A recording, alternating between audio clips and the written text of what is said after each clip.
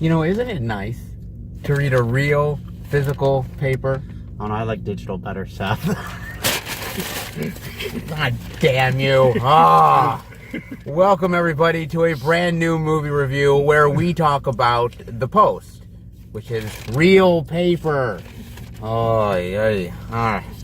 And you know what? The great thing about this movie is that it's gotten, of course, a lot of Oscar buzz and, of course, garnering a lot of nominations. And it was in limited release back in December, but more of a wider release now, so we finally got to see it. And where would you like to start, sir, with The Post? I'm going to let you describe the movie. What I'm going to say, though, before you describe it, it's very relevant to what's happening now with the news media.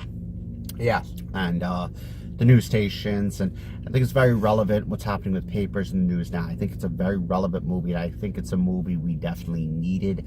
And I also like that it's based on a true story.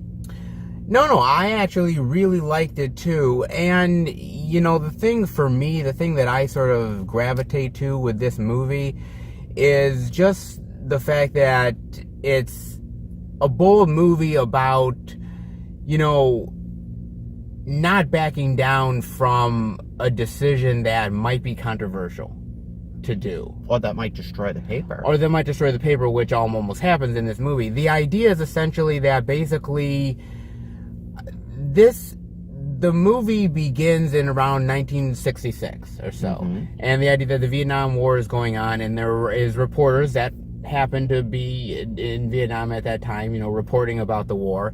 And the idea that this one reporter, you know, gathers a lot of information and documents about the Vietnam War, what led up to it, the idea that it was an unwinnable war, and he went into hiding. Many years later, those documents resurfaced, and papers started to post those documents, and the New York Times, for instance, got in trouble, and the Washington Post, which this movie centers on, had to make a decision about whether to post them and, you know, be responsible for possibly, you know,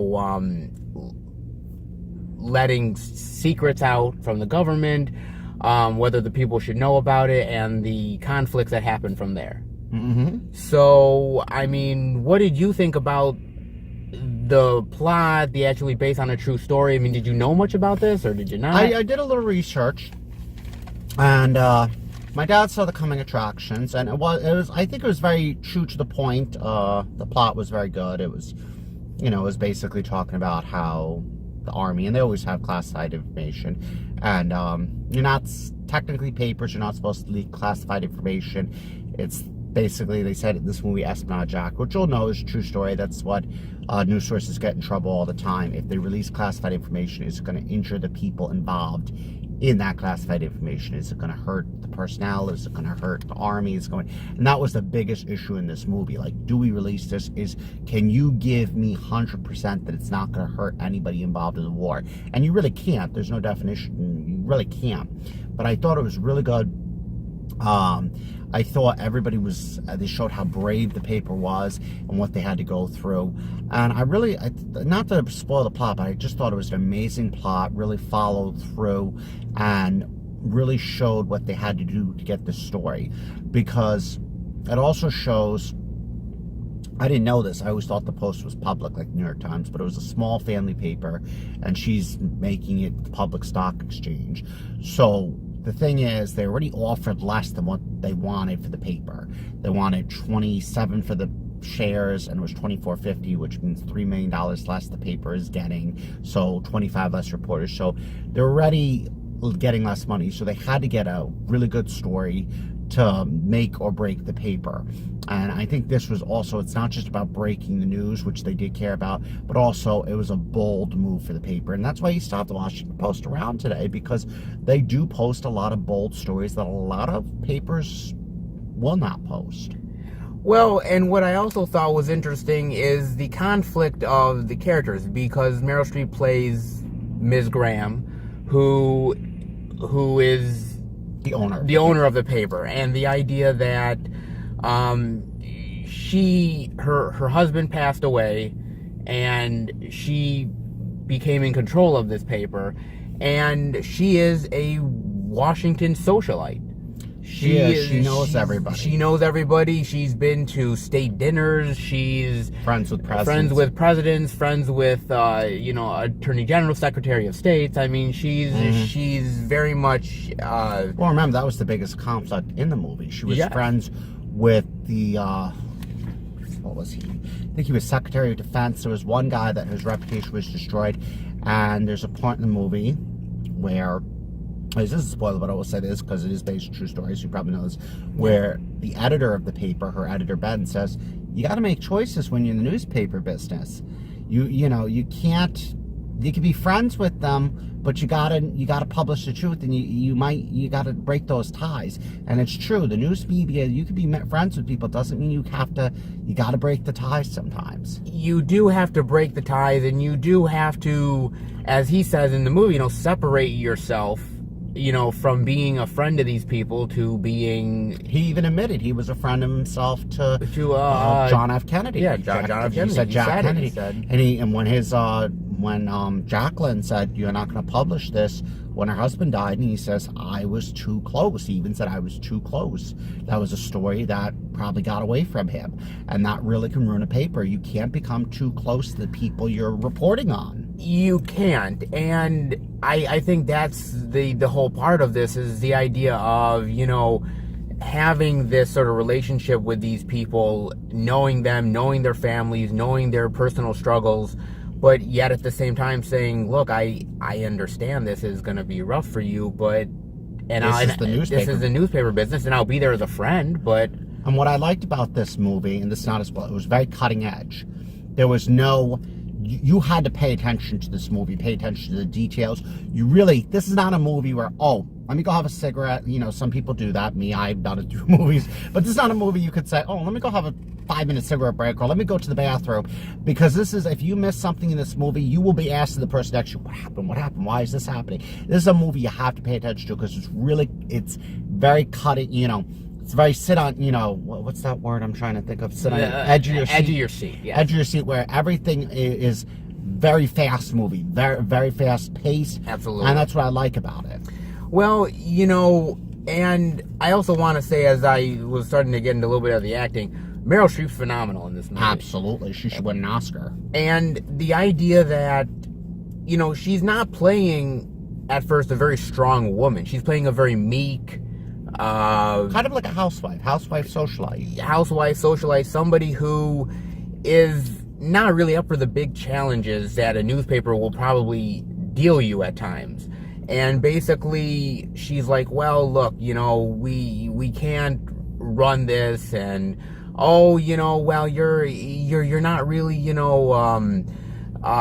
you're relating to the female viewership. We have to post more friendly stuff, and she's not up for the hard-hitting news at first that I think that she thinks she's ready for. It's only and then later she gets strong. And then she gets strong. It's only later in the movie that, of course, she really starts to gain a backbone and really starts to understand that in order to really... There's one point in the movie, I'll say, and I'm not going to spoil it, but which showed the transition. There's always a transitioning point in the movie. And the actress, I can't think of her name, she's a famous actress from America Horror Story, the blonde. Sarah Paulson. There's a point in the movie where she's talking to her husband, which was Tom Hanks, and she says something about Meryl Streep that she's brave. She's very brave, yes. And she explained why, and that's the transitioning point where you see the change of the character go from this meek little socialite to a lion. I mean, again, not spoiling anything, but I think it's the phone call. I think it's the phone call, but I think she explained why that she whole explained thing, to Ben, which was Tom Hanks, the editor of the paper, why she was brave. I don't think he realized it until then how brave she was really being. True, I do agree. And you know what? I will say this about Tom Hanks, who plays Ben, as you said. He's phenomenal in the movie as well. Absolutely. And the chemistry between him and Meryl Streep is fantastic. A very great sort of back and forth, respect for one another. But a little bit combative as well. And, I've always loved Tom Hanks. Tom Hanks is great. And, What I love about Tom Hanks in this movie is that he's not overtaking the movie. Really, he's not doing it. He's playing somebody who's very stern, very tough, but somebody who is also compassionate about how to end up like putting this in the paper, how to end up like, okay, we need to do this for the sake of people, America, you name it. Well, what I was worried about when they put all these, because there's some really, as you said, Sarah Paulson, Tom Hanks, Bradley Whitford, David Cross, really amazing actors. And when they did that with it worked great in Ocean's 11. But when they tried to do that in Ocean's 12, and Ocean's 13, you remember it was a disaster because all the actors butted heads. Sure. And it was too much. It was like, okay, too much of a good thing. And I was worried about this, putting all these big actors together. So they're going to butt heads and they're not going to have chemistry. I have to say, they did a brilliant job directing. Steven Spielberg directed this. Another one of this is going to go down in history as a great movie. Yes, absolutely. And everything he directs is pretty much great. But this was really a phenomenal movie. And I think the acting, he knew how to control the actors. He gave Meryl Streep her time in the movie where she showcased her talent. He gave every actor their bit of the movie. And I think if they should be, I don't know if they will be, but I think for the Academy Awards, Meryl Streep will be nominated. Oh, absolutely. For Best Actress. I don't know if she'll win because she's won several times before. And I think Tom Hanks will be nominated for Best Actor. And what's really weird about this, he might actually win. And the funny thing is, he already has 3 Oscars. I know he has 2. He has 2? Okay. He has 2. I think in Oscar history, only one actor in history won 4 Best Actor Oscars. Let's put it this way. I think he will get nominated. For me, he won for Philadelphia. Mm-hmm. He won for Forrest Gump. I think he got robbed from winning the Oscar for Saving Private Ryan. He did, but the thing is, they rarely give 3 or 4 Oscars to an actor. Clint Eastwood has a lot of Oscars, but he doesn't all have it for acting. He has it for directing. I mean, let's put it this way. There's a lot of great competition this year. If he gets it, great. If not, at least the man will be nominated. He'll definitely get nominated, and so will Meryl Streep. But I think one of them, if not both, but I definitely think both should win. But either they should give an Oscar to Meryl Streep, or they should give an Oscar to Tom Hanks. And what I like about this is it is right before the Academy Awards season, and you know what that means. Movies right before get noticed more than movies absolutely. that were made 6 months ago or 9 months ago. Do I think that's fair? No. Yeah, but that's how it always is. So I think because this was made so close or released so close to the Oscar season that it will get nominated. I love the acting in this. I really love the acting. I will say this, though. With Steven Spielberg, you say Steven Spielberg directs this. He's a fantastic director, one of the all-time greatest. Absolutely. Does all of his movies hit? No, I don't think all of his movies hit. Something like an Amistad is not something that I'm into. But I wasn't into it either. But I feel like when he has the right material, it hits. Well, I think when he bases... Well, a lot of his movies are based on true stories. But his true story movies that he follows... Because this happened on all the events here, happened in real life. Yeah, absolutely. It was very, very, very on point. And my dad was, basically, I asked my dad... I remember when I was researching this movie, because my dad was alive, of course, then. My dad was in the Vietnam War. I said, what happened with the story? And he told me about the hippies. He told me what Washington Post did. Told me about, so they didn't lie about there was the person running the paper was the first woman publisher ever of any newspaper. Yeah. So that's what made it so controversial. She made a big decision. He remembers the court case was all over TV, the court case, because he says, he's not a fan of the press right now, but he says you cannot have the president go after the press. Yes, you can call him fake news and all this, but you can't have the president shut down the press. You can't have a president ever so strong where he censors the press. Well, and you know what? Look, I'm not going to lie here. This movie is very relevant to the times we're in now. Yes, but even Trump, you might not like him, because I like him, but I know some people don't. He doesn't censor the press. He might call them fake news and whatever, but he doesn't censor them. He doesn't say, I'm not going to have a CNN reporter. I'm not going to have a ABC reporter. He still allows reporters. A month ago, he did a New York Times reporter gave an interview, and he gave an interview. I know. I just feel like we're living in times now that you have a president, much like Nixon, who is stifling people because they don't have the same viewpoint. Maybe stifling, but he's not censoring them. I know, Nixon wanted to censor. He wanted the government to get involved and say, you cannot put this in your papers and censor them. And even look what he did in the movie. Well, I'm not going to say that movie, but actually Nixon did this in real life. He stopped reporters and people reporting him and coming to the White House. Sure. Even as bad as it is today, that doesn't happen. But getting away from that, this movie is relevant to today's times, and I think that's why you needed this movie. I think you do need this movie very much, and, you know, I will say this much as well, that I still like physical papers. I still like physical papers, and I feel like we're dealing in a world now where everything's digital. Everything is digital, and we're getting away from, I think, the value of sitting down and reading the news and really getting involved in what's going on in the world. I like how they show how the papers are being made in this movie. Oh, the papers being made is incredibly fascinating. The printing and the typing and what goes into it. I mean, there was one point in the movie, which is not a big spoiler, they give the guy the article, and in this day and age, everything is, you know, computers, spell check, grammar check. Yeah. There was no computers back then, so they said, you have a half hour to spell check. I think it was, what was it? What was it? 6-page article? Like that, I think. And mind you, when you look at a newspaper, 6 pages of a newspaper is really about 12 pages. Yes. You know, they don't use, you know, it's a very big article. He had a half hour to go through everything. Then they had to read through it, retype everything, put it in the... I like how they did it. I like how they did it really, really well, and I think everything fits really well. Even they captured the time period really fantastic. Yeah, with the cabs and the buildings and everything. Yeah, the buildings and sort of the clothing, payphones. Yeah, payphones, the clothing that they wear, everything like that. I thought it was just really even the houses, the design of the houses. Yes, even the houses. Because the houses back then did have big sunrooms, and they did have big party rooms. They would have one big, like, if you're rich, you had one big ballroom where everybody come over and dance, whatever. Like, they really captured the essence of the times. I think so too.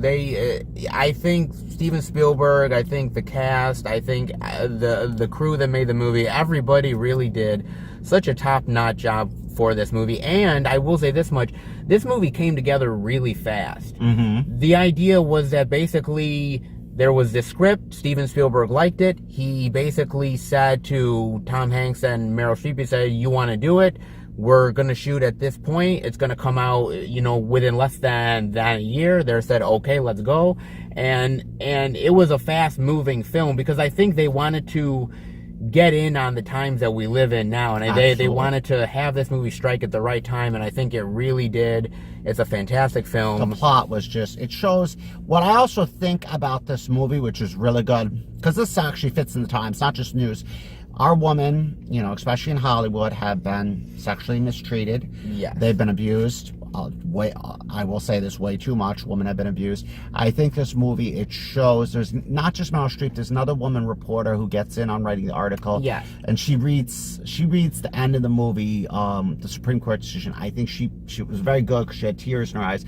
I think it shows this movie strong woman. And I think you need that movies now. You need to show how strong a woman can be and not have this sexual misrepresentation of woman, or, you know, basically have women have a say. And I think it shows, this movie shows a strong woman lead. I do, and I think it shows that women can do stuff equally to men, as you exactly know. She was very meek, and they kind of even the chief of her board, this all men, and they wanted to basically control the paper and control her. And you see at the end of the movie, she doesn't let anybody control her. She's like, I'm talking, this is me. Yes, and I do appreciate that, and I think that's probably something that Meryl Streep really latched onto with the script. That's why I think she probably picked the movie. I think so too. It's a really wonderful movie. Do you have any final thoughts, and what's your grade rating for The Post?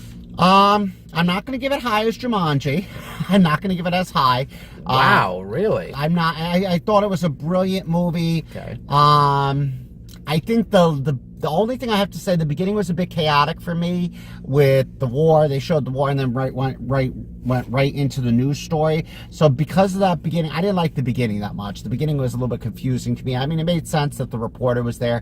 I'd have to give it probably a solid A. Not an A+, but a solid A. Just because of the beginning. Just because of the beginning? For me, look, I love Tom Hanks. I love Meryl Streep. The team up between them is fantastic. Steven Spielberg directing this.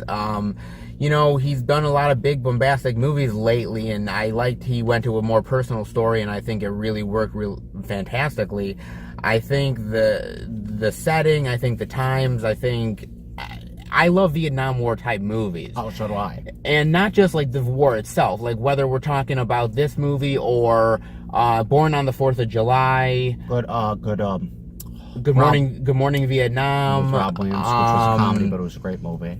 I'm trying to think. There's even a movie that is not really focused on the Vietnam War, but it has these guys that are really like about Nixon and everything like that, and that's Fear and Loathing in Las Vegas. Mm-hmm. I love movies about this subject, and what I find interesting is that even with a movie like The Post, there's still fascinating stuff to talk about. Absolutely. About the Vietnam War. It just, for some reason, it continues to be fascinating, and different angles of how it was for papers versus reporters, soldiers. Yeah, it's amazing to me.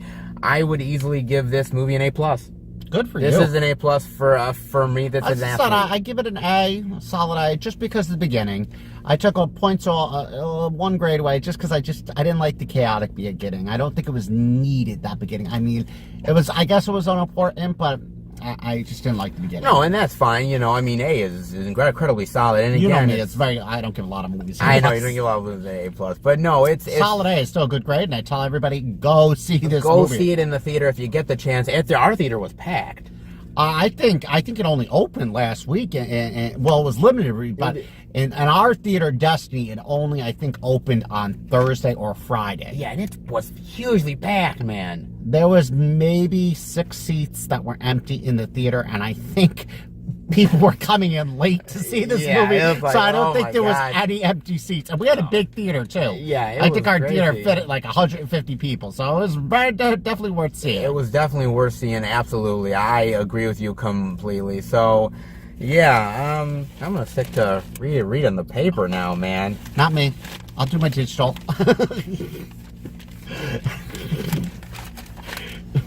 I hope you guys enjoyed the review. If you did, definitely give it a thumbs up.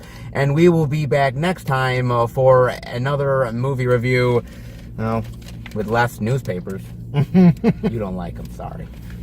I don't read magazines either. Take care, guys.